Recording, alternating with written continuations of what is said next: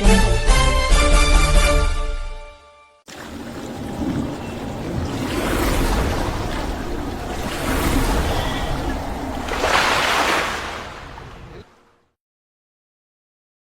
ಇವತ್ತು ನಮ್ಮ ಕರ್ನಾಟಕ ರಕ್ಷಣಾ ವೇದಿಕೆಯ ಮುಳಬಾಗಿಲು ತಾಲೂಕಿನ ಅಧ್ಯಕ್ಷರಾದ ನಮ್ಮ ಸಹೋದರರ ಇವರು ನಮ್ಮ ಹರೀಶ್ ಗೌಡ ಅವರಿಗೆ ನಿಮ್ಮ ಎಲ್ಲರ ಪರವಾಗಿ ಹುಟ್ಟುಹಬ್ಬದ ಶುಭಾಶಯಗಳು.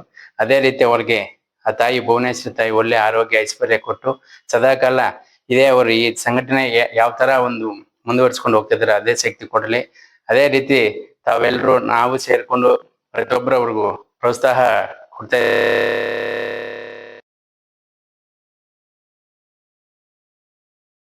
ಅಂತ ಎರಡು ಮಾತು ಮುಗಿಸ್ತೀನಿ. ಜೈ ಬೋಲ ಭಾರತ್ ಮಾತಾ ಕಿ, ತಾಯಿ ಭುವನೇಶ್ವರಿಗೆ ಈ ಒಂದು ನಮ್ಮ ಮುಳಬಾಗಿಲು ಘಟಕದ ಕರ್ನಾಟಕ ರಕ್ಷಣಾ ವೇದಿಕೆ ತಾಲೂಕು ಅಧ್ಯಕ್ಷರಾದಂತ ನಮ್ಮ ಹರೀಶ್ ಗೌಡ್ರು ಹುಟ್ಟುಹಬ್ಬದ ಶುಭಾಶಯಗಳನ್ನ ಹೇಳಕ್ ಇಷ್ಟಪಡ್ತಾ ಇದ್ದೀನಿ. ದಯವಿಟ್ಟು ಎಲ್ಲಾ ನಮ್ಮ ಎಲ್ಲಾ ಒಂದು ಪದಾಧಿಕಾರಿಗಳು ಈ ಒಂದು ಹುಟ್ಟುಹಬ್ಬವನ್ನ ಆಚರಿಸ್ಬೇಕು ಅಂತ ಅವರಲ್ಲಿ ಹೇಳಿದಾಗ ಅವರು ಬೇಡ ಅನ್ನ ಸರಳವಾಗಿ ಮಾಡೋಣ ಅಂತಂದ್ರು. ಅದೇ ರೀತಿಯಾಗಿ ನಮ್ಮ ಎಲ್ಲಾ ನಾಯಕರು ನಮ್ಮ ತಂಡದವರು ಎಲ್ಲರೂ ಸೇರಿ ಒಂದು ಸರಳವಾಗಿ ಒಂದು ಹುಟ್ಟುಹಬ್ಬನ ಮಾಡ್ತಾ ಇದೀವಿ. ಅವ್ರಿಗೆ ನನ್ನ ಗೌರವ ನನ್ನ ಅಭಿಮಾನ ಏನಂತಂದ್ರೆ ಅವರು ನಮ್ಮ ತಂಡದಲ್ಲಿ ಒಂದು ಧರ್ಮರಾಯ ಅನ್ನೋದ್ ಕರಿತೀವಿ. ಏನೇ ಅಂದ್ರು, ಎಷ್ಟೇ ಕೋಪ ಬಂದ್ರು, ಎಷ್ಟೇ ಇದಾದ್ರು ಧರ್ಮರಾಜ್ ಅಂತರ ಅವರು ಎಲ್ಲ ಹೊತ್ಕೊಂಡು ಹೋಗ್ತಾರೆ. ದಯವಿಟ್ಟು ಅದೇ ರೀತಿಯಾಗಿ ಎಲ್ರನ್ನು ಒಗ್ಗೂಡಿಸ್ಕೊಂಡು ನಮ್ಮನ್ನ ಬೆಳೆಸಿ ನಮ್ಗೆಲ್ಲ ಸಹಕಾರ ಕೊಟ್ಟು ನಮ್ಮ ತಂಡವನ್ನ ಕರ್ನಾಟಕ ರಕ್ಷಣಾ ವೇದಿಕೆ ತಂಡದ ಎಲ್ಲಾ ಪದಾಧಿಕಾರಿಗಳನ್ನ ಒಂದು ಆನೆ ತರ ಫಲದಂತೆ ಹೇಳ್ಕೊಂಡು ಹೋಗ್ತಾ ಇದ್ದಾರೆ. ದಯವಿಟ್ಟು ಅವ್ರಿಗೆ 100 ವರ್ಷ ಸದಾ ದೇವ್ರು ಆರೋಗ್ಯ ಅಷ್ಟೈಶ್ವರ್ಯ ಕೊಟ್ಟು ಭಗವಂತ ಕಾಪಾಡಲಿ ಅಂತ ಹೇಳ್ತಾ, ಅದೇ ರೀತಿಯಾಗಿ ನನ್ನ ಒಂದು ಮುಂದಿನ ಪೀಳಿಗೆಯಲ್ಲಿ ಸಹ ಅವ್ರಿಗೆ ಒಂದು ಈ ಕರ್ನಾಟಕ ರಕ್ಷಣಾ ವೇದಿಕೆ ಬಲ ಅಲ್ಲ, ನಮ್ಮ ಆಸೆ ಏನು ಅಂತಂದ್ರೆ ಒಂದು ಏನು ಕರ್ನಾಟಕ ಸೇವೆ ಮಾಡ್ಬೇಕು ಅಂತಂದ್ರೆ ಸಂವಿಧಾನ ಸೇವೆ ಮಾಡ್ಬೇಕು ಅಂತಂದ್ರೆ ಒಂದು ಸಣ್ಣ ಯಾವ್ದಾದ್ರು ಒಂದು ರಾಜಕೀಯ ಬಲ ಇದ್ರೂನು ನಮ್ಗೆ ಒಳ್ಳೇದು ಅನ್ಸತ್ತೆ. ದಯವಿಟ್ಟು ಅದನ್ನ ಮುಂದಿನ ದಿವಸಗಳಲ್ಲಿ ಯಾವ ದೇವ್ರು ಅವಾಗ ಆಶೀರ್ವಾದ ಕೊಟ್ಟು ಆ ಒಂದು ರಾಜಕೀಯ ಬಲನು ಅವ್ರಿಗೆ ಸಿಗ್ಲಿ ಅಂತ ಹೇಳ್ತಾ ನನ್ನ ಮಾತು ಮುಗಿಸ್ತಾ ಇದ್ದೀನಿ. ಜೈ ಹಿಂದ್, ಜೈ ಕರ್ನಾಟಕ ಮಾತು.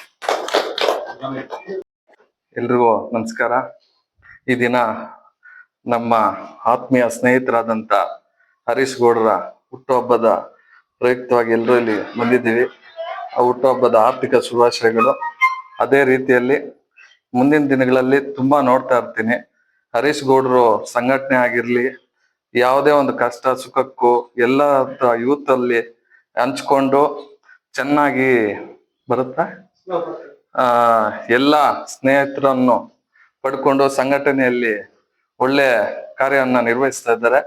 ಅವ್ರಿಗೆ ತುಂಬಾ ಧನ್ಯವಾದಗಳು. ಇನ್ನ ಎತ್ತರಕ್ಕೆ ಈ ಸ್ಥಾನವನ್ನು ಅಲಂಕರಿಸ್ಬೇಕೆಂದು ತುಂಬಾ ನಾವು ಆಸೆ ಪಡ್ತೀವಿ. ಅದೇ ರೀತಿಯಾಗಿ ಮುಂದಿನ ದಿನಗಳಲ್ಲಿ ಅವ್ರನ್ನ ಒಳ್ಳೆ ಭವಿಷ್ಯ ಇದೆ ಅವರಿಗೆ. ಇನ್ನ ಒಳ್ಳೆ ಸಂಘಟನೆಯಲ್ಲಿ ಮಾಡಿ ನಮ್ಮ ತಾಲೂಕಿಗೆ ಅಭಿವೃದ್ಧಿ ಮಾಡ್ಬೇಕು ಅಂತ ತಮಗೆ ಇಷ್ಟಪಡ್ತೀವಿ.